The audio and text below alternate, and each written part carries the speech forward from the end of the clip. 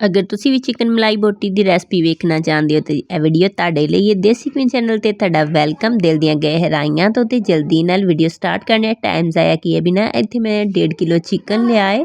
Chicken की तुसी normal size की बोटी करनी, बहुत ज़्यादा वड्डी भी नहीं रखनी तो बहुत ज़्यादा छोटी भी नहीं करनी, दरमियाने साइज़ की रखनी है। इस तरीके नाल ते चंगी तरह धो के तुसी इनू साफ कर लेना है। उस तो बाद असीं इनू तैयार करने हैं। इत्थे इहदे विच सी एक कलेजी की बोटी तो वो मैं साइड ते कढ़ लई सी, उसी इहदे विच नहीं पावांगे, उसी चिड़ियां नूं पावांगे।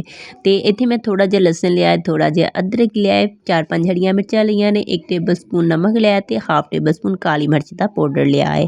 बाकी असीं इहदे विच जिहड़े मसाले पावांगे उहदे विच 1 टेबल स्पून गरम मसाला है, 1 टेबल स्पून जीरे का पाउडर है, तो हाफ टेबल स्पून इत्थे सुक्का धनिया है, थोड़ा जिहा मैं इत्थे तेज़पात लिया है। अदरक नूं तुसी ते लसन नूं इस तरीके नाल कुट लैना है, ते हरियां मिर्चां भी तुसी इहदे विच ही पा के चंगी तरह कुट लैणियां ने सारियां चीज़ां।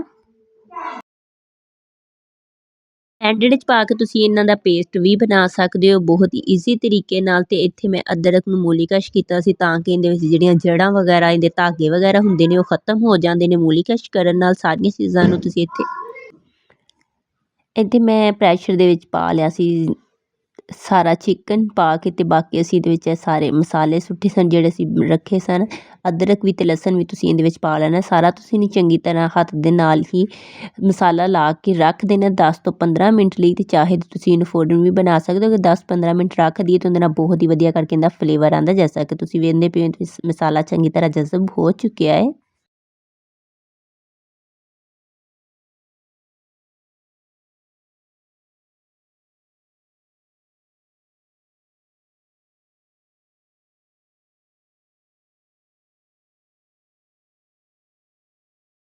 15 मिनट मैं इहनूं मसाला ला के रख दिता सी। ते उस तो बाद असीं इहदे विच पाया घी तुसी बहुत ज़्यादा नहीं पाना है, सिर्फ 3 ਤੋਂ 4 चम्मच तुसी पाने ने। तकरीबन 2 किलो के करीब मेरे कोल चिकन सी ते इहदे विच मैं 2 ਤੋਂ 3 टेबल स्पून घी पाया सी। पा के तुसी इहनूं लो फ्लेम ते ढक्कन ला के कवर करके रख देना है, ते इहने अपने ही पानी च पकना है।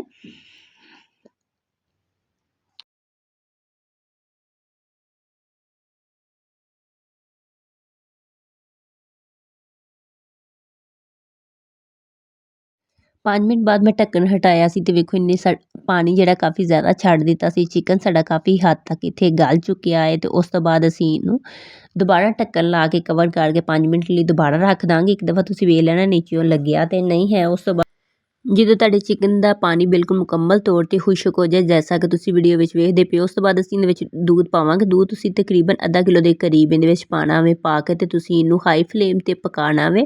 ਇਸ ਜਗ੍ਹਾ ਤੇ ਤੁਸੀਂ ਇਹਦੇ ਵਿੱਚ ਖੋਇਆ ਵੀ ਯੂਜ਼ ਕਰ ਸਕਦੇ ਹੋ। ਅਗਰ ਤੁਸੀਂ ਨਹੀਂ ਖੋਇਆ ਹੈ ਤਾਂ ਤੁਸੀਂ दूध ਦਾ ਯੂਜ਼ ਕਰ ਲਓ। ਤੇ ਹਾਈ ਫਲੇਮ ਤੇ ਅਸੀਂ ਇਹਨੂੰ ਪਕਾਵਾਂਗੇ चिकन, ਕਿਉਂਕਿ ਸਾਡਾ ਗਲ ਚੁੱਕਿਆ ਹੈ। ਤੇ ਅਸੀਂ ਇਹਦੇ ਵਿੱਚ ਕਰੀਮੀ ਟੈਕਸਚਰ ਦੇਣ ਲਈ दूध ਦਾ ਯੂਜ਼ ਕਰ ਰਹੇ ਹਾਂ। दूध ਦੇ ਨਾਲ ਇਹਦਾ ਕਲਰ ਵੀ ਵਾਈਟ ਹੋ ਜਾਂਦਾ ਹੈ चिकन ਦਾ, ਤੇ ਬਹੁਤ ਹੀ ਵਧੀਆ ਕਰਕੇ ਫਲੇਵਰ ਆਉਂਦਾ, ਬਹੁਤ ਹੀ ਮਜ਼ੇਦਾਰ ਤਰੀਕੇ ਨਾਲ।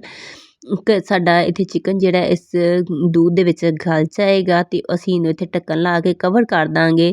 ਤੇ ਥੱਲੇ ਫਲੇਮ ਜਿਹੜਾ ਅਸੀਂ ਉਹ ਹਾਈ ਕਰ ਦੇਣਾ ਵੇ।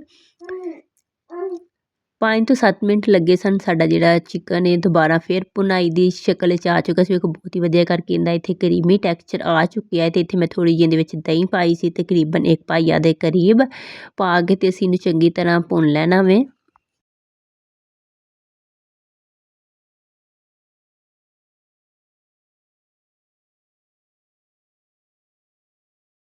ਜਦੋਂ ਇਸ ਤਰੀਕੇ ਨਾਲ ਤੁਹਾਨੂੰ ਲੱਗੇ ਕਿ ਇਹਦਾ ਘੀ ਸੈਪਰੇਟ ਹੋ ਚੁੱਕਿਆ ਤੇ ਬਹੁਤ ਹੀ ਵਧੀਆ ਕਰਕੇ ਇਹਦੇ ਵਿੱਚ ਕਰੀਮੀ ਫਲੇਵਰ ਆ ਚੁੱਕਿਆ, ਤੇ चिकन ਦੀ ਸਾਡੀ ਭੁਨਾਈ ਵੀ ਬਹੁਤ ਹੀ ਵਧੀਆ ਕਰਕੇ ਹੋ ਚੁੱਕੀ ਹੈ। ਹੁਣ ਇਹਦੇ ਵਿੱਚ ਮੈਂ ਪਾਵਾਂਗੀ ਇੱਕ ਕਰੀਮ ਦਾ ਡੱਬਾ, ਤਾਂ ਕਿ ਇਹਦੇ ਵਿੱਚ ਬਹੁਤ ਹੀ ਵਧੀਆ ਕਰਕੇ ਕਰੀਮੀ ਫਲੇਵਰ ਆ ਜਾਏ।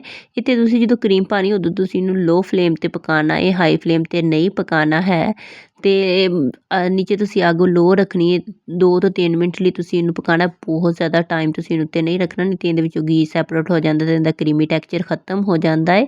ਬਹੁਤ ਹੀ ਵਧੀਆ ਕਰਕੇ ਇੱਥੇ ਸਾਡਾ ਕਰੀਮੀ ਮਲਾਈ ਬੋਟੀ ਤਿਆਰ ਹੋ ਚੁੱਕੀ ਹੈ। ਕਮੈਂਟ ਤੁਸੀਂ ਜ਼ਰੂਰ ਦੱਸਣਾ ਤੁਹਾਨੂੰ ਰੈਸਪੀ ਕੈਸੀ ਲੱਗੀ ਹੈ। ਅਗਰ ਚੰਗੀ ਲੱਗੇ ਤਾਂ ਚੈਨਲ ਨੂੰ ਸਬਸਕ੍ਰਾਈਬ ਕਰਿਆ ਜੇ, ਆਲ ਨੋਟੀਫਿਕੇਸ਼ਨ ਨੂੰ ਆਨ ਕਰਿਆ ਜੇ, ਕਿਊਟ ਜਿਹਾ ਕਮੈਂਟ ਕਰਿਆ ਜੇ। ਲਾਸਟ ਤੇ ਮੈਂ ਇਹਦੇ ਉੱਤੇ ਸਬਜ਼ ਹਰੀਆਂ ਮਿਰਚਾਂ ਪਾਈਆਂ ਸਨ, ਤੁਸੀਂ ਸਬਜ਼ ਧਨੀਆ ਵੀ ਪਾ ਸਕਦੇ ਹੋ। ਬਹੁਤ ਜ਼ਿਆਦਾ ਨਹੀਂ ਪਾਉਣਾ, ਬਸ ਤੁਸੀਂ ਨਾਰਮਲ ਪਾਉਣਾ ਹੈ। ਬਹੁਤ ਹੀ ਵਧੀਆ ਕਰਕੇ ਵੇਖੋ ਸਾਡਾ ਇੱਥੇ चिकन ਤਿਆਰ ਹੋ ਚੁੱਕਿਆ ਹੈ। ਜਲਦੀ ਨਾਲ ਵੀਡੀਓ ਨੂੰ ਲਾਈਕ ਕਰੋ, ਚੈਨਲ ਨੂੰ ਸਬਸਕ੍ਰਾਈਬ ਕਰੋ, ਤਾਂ ਕਿ ਹਰ ਵੀਡੀਓ ਤੁਹਾਡੇ ਤੱਕ ਪਹੁੰਚ ਸਕੇ। ਫਾਈਨਲ ਲੁੱਕ ਤੁਹਾਨੂੰ ਕੈਸੀ ਲੱਗੀ ਕਮੈਂਟ ਦੇ ਜ਼ਰੂਰ ਦੱਸਿਆ ਜੀ। ਮਿਲਦੇ ਆ ਨੈਕਸਟ ਵੀਡੀਓ 'ਚ ਨਿਊ ਰੈਸਪੀ। ना अपना ख्याल रखेआ जी, मैनूं दुआवां 'च याद रखेआ जी। अल्लाह निगहबान।